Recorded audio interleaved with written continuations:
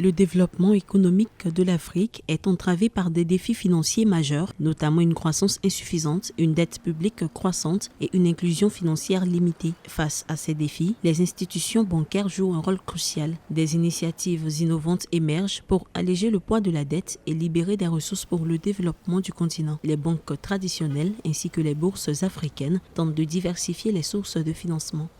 Le premier pilier, c'est ce que nous appelons Global Trade Bank, qui est un pilier qui nous permet aujourd'hui d'être la banque des banques en Afrique. Ce que la Banque africaine d'import-export fait, c'est qu'elle apporte aux banques africaines cette ouverture à l'international à travers les opérations de correspondance bancaire.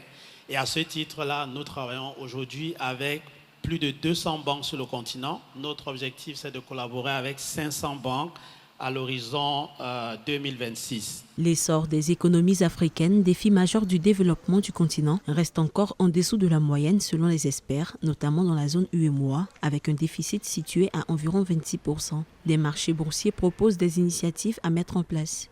Je pense que la démarche qui devrait amener les entrepreneurs africains, nos États, etc., à mettre l'accent sur les projets, leur rentabilité, les cash flows que ces projets peuvent générer, cette démarche est beaucoup plus importante que le financement.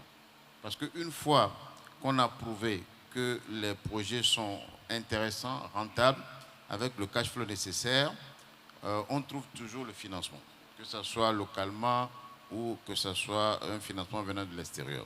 Par ailleurs, pour l'Afrique qui ne capte que 3% des investissements mondiaux dans l'énergie, des initiatives comme la création de la Banque africaine de l'énergie, visant un capital initial de 5 milliards de dollars, devraient également pallier au déficit de financement du développement économique du continent à travers le financement de projets liés aux combustibles fossiles tels que le pétrole et le gaz.